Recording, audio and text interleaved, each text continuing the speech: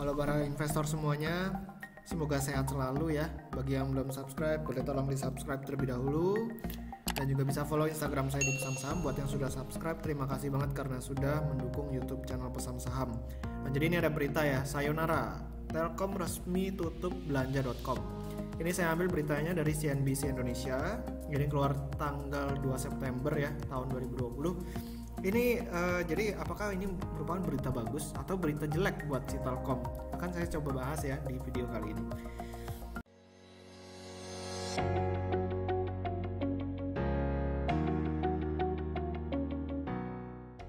Jadi kita coba akan melihat asal mula dari belanja.com ini sendiri. Jadi belanja.com ini sebenarnya merupakan joint venture ya, atau kerjasama antara eBay dan juga Telkom. Jadi itu udah dimulai dari April tahun 2012 ya. eBay sendiri telah mengucurkan dana sekitar 9,2 juta US pada Metra Plaza. Nah, Metra Plaza ini adalah perusahaannya yang dibentuk oleh eBay dan Telkom dengan total investasi sekitar 14,2 juta US. Ini tahun 2014 ya. Jadi kalau misalnya dikaliin 14.000 berarti udah sekitar 220-an miliar untuk mengembangkan situs belanja online belanja.com ini. Nah, per September 2014 aset sebelum eliminasi Metra Plaza ini sekitar 68 miliar. Nah, eBay sendiri merupakan perusahaan ya yang didirikan sejak tahun 1995 berkantor di San Jose, California, Amerika Serikat. Ya, jadi ini merupakan perusahaan multinasional yang tergabung dalam indeks Nasdaq ya di Amerika sana ya.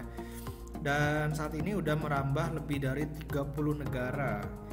Dalam perkembangannya eBay ini juga udah banyak mengakuisisi perusahaan seperti PayPal, Craigslist, Skype dan juga StubHub. Nah, ini dari tahun ke tahun ada aja yang diakuisisi ya. Lalu kalau misalnya kita lihat harga sahamnya eBay sendiri, itu kalau misalnya dari tahun 2014 ya, pada waktu bekerja sama dengan Telkom itu cenderung ya stabil aja, terus mulai mengalami kenaikan ya.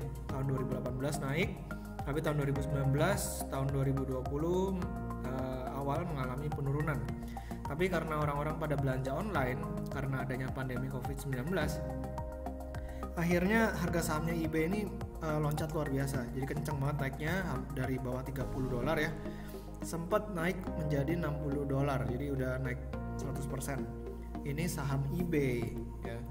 Nah, ini dia laporan keuangan eBay. Kalau misalnya kita lihat dari net revenue-nya itu mengalami kenaikan ya dari tahun ke tahun. Lalu juga dari income from operation-nya juga mengalami kenaikan. Income from continuing operation ini juga cenderung stabil, sempat naik di tahun 2016 tapi turun ya 2017, 18 dan 2019, dan diperkirakan tahun 2020 ini bakal booming karena adanya orang-orang hype buat belanja online. Nah, dari sini sebenarnya kita ngelihat berarti bisnis dari si eBay ini sendiri sebenarnya menguntungkan. Nah, tapi kenapa harus ditutup oleh Telkom ya situs belanja.com-nya? Nah, sementara kalau misalnya kita lihat harga saham Telkom ini, kalau saya mau bandingin ya dengan harga sahamnya eBay, harga saham eBay naik kenceng banget ya. Tapi ternyata harga saham Telkom cenderung stagnan gitu-gitu aja. Mungkin di sini ada yang megang saham Telkom terus bosan juga. Ini kok saham Telkom nggak kemana-mana ya. Udah dari bulan Maret sampai sekarang harganya nggak kemana-mana. Padahal harga saham-saham lain naiknya udah gila-gilaan gitu. Bahkan ada yang lebih dari 100% ya. Nah, itu kira-kira apa masalahnya ini? Apakah dengan adanya berita belanja.com ditutup ini bisa jadi positif atau jadi negatif buat Telkom?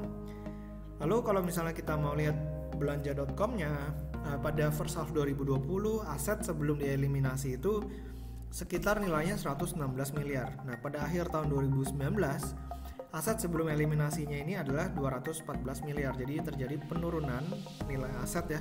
Mungkin karena ada kerugian atau gimana. Karena kita tahu sendiri yang namanya bisnis marketplace ini banyak banget yang namanya bakar duit ya.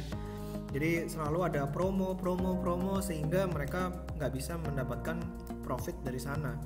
Jadi karena isinya promo ya udah profitnya nanti dulu kan. Nah, ternyata belanja.com ini pada akhirnya nggak kuat juga ya untuk bersaing dengan seperti Bukalapak, lalu ada Shopee, ada Tokopedia, karena mereka semua benar-benar gencar banget dalam melakukan promosi. Nah, jadi pertanyaannya, apakah si belanja.com ini akan di write off sama si Telkom? Sama seperti kasus pada mataharimall.com yang heboh pada tahun 2018. Nah, cuman kita akan coba lihat ya di laporan keuangannya si Matahari terlebih dahulu. Nah, ini ya PT Matahari Department Store Tbk. Nah, tahun 2017 perseroan ini si LPPF ini memiliki investasi pada instrumen ekuitas sebesar 769 miliar. Nah, ini investasi ke mataharimall.com. Ya, ini bisa dilihat di poin nomor 8. Dan di tahun 2018 kalau misalnya teman-teman lihat ya, ini tiba-tiba hilang, nol begitu aja gitu. Dan kalau misalnya kita lihat di laporan laba ruginya, ternyata dihapus ya kerugian atas penurunan nilai investasi pada instrumen ekuitas. Dari yang tadinya nggak ada, tiba-tiba langsung minus 769 miliar. Jadi mataharimall.com menurut perseroan, menurut LPPF ini tidak menguntungkan ya. Sehingga udahlah tahun 2018 hapus aja, kita udah tutup aja nih mataharimall.com. Kita catat sebagai kerugian senilai 769 miliar. Gede banget ya. Dan sekarang akhirnya si Matahari atau LPPF itu fokus pada website barunya yaitu matahari.com. Nah, apakah Telkom akan melakukan hal seperti ini? Jadi akan di write off gitu ya. Dan kalau misalnya terjadi write off, apakah dampaknya signifikan atau tidak? Kita akan coba lihat di laporan keuangannya. Ini laporan keuangan tahun 2018 ya, si Telkom, PT Telekomunikasi Indonesia Tbk. Ini tahun 2018 punya. Lalu kita akan mencari Metra ya, Metra Plaza. Nah, ini dia. PT Metra Plaza. Nah, ini didirikan 9 April 2012, merupakan bisnis e-commerce dan jasa jaringan. Kepemilikan si Telkom 60% ya, 40%-nya dimiliki oleh eBay. Padahal waktu itu eBay sih bilangnya mau jadi mayoritas, tapi ternyata sampai tahun 2020 juga nggak jadi mayoritas. Dan kalau misalnya kita lihat total asetnya, ini total asetnya ya, yang sebelum dieliminasi itu tahun 2018 168 miliar dan tahun 2017 203 miliar. Jadi penurunan ini menurut saya karena memang bisnis ini rugi ya, jadi nilai asetnya turun. Oke, ini tahun 2018. Dan kalau misalnya kita mau lihat tahun 2020-nya, nah ini 30 Juni 2020 untuk periode 6 bulan. Nah, ini ya PT Metra Plaza. PT Metra Plaza 60% masih ya kepemilikan si Telkom. Nah, di akhir tahun 2019 214 miliar.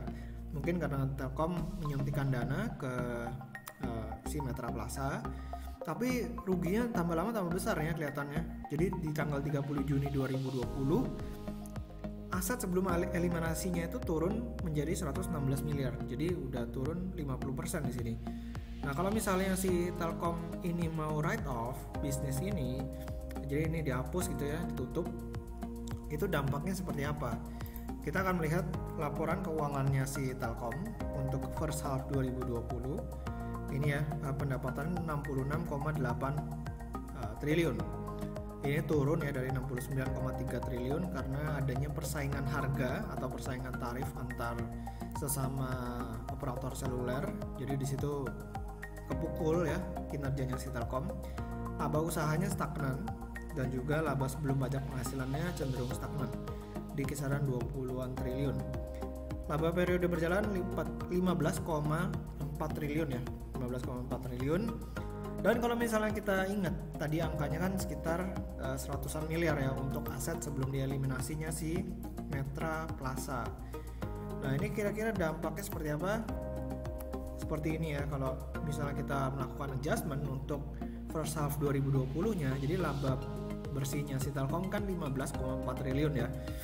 Lalu rugi dari belanja.com kalau misalnya pakai metodenya si Matahari ya, di write off itu akan mengurangi labanya ini sebesar 116 miliar.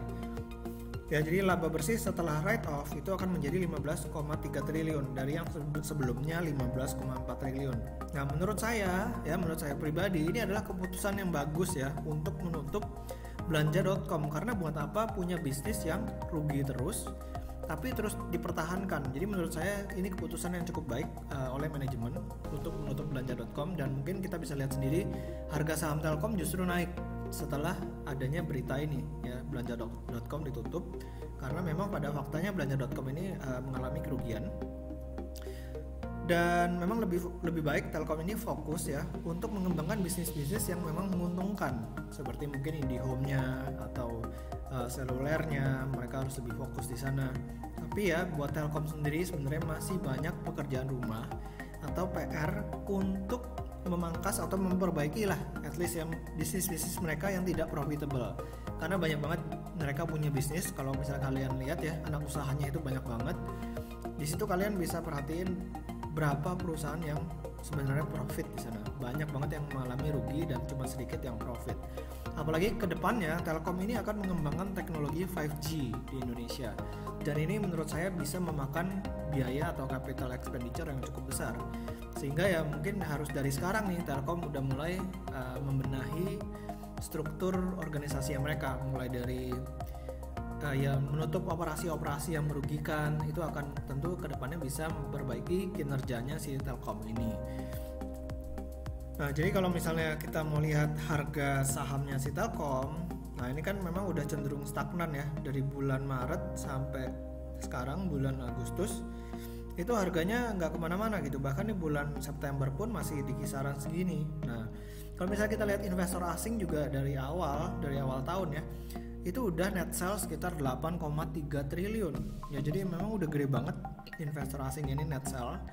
Dan mungkin ya sekarang mungkin bisa jadi cerita yang lebih bagus, artinya manajemen secara proaktif udah mulai mengurangi bisnis-bisnis yang ternyata tidak menguntungkan untuk pemegang saham ya. Jadi ini menurut saya sih cenderung positif ya cerita dari penutupan belanja.com ini.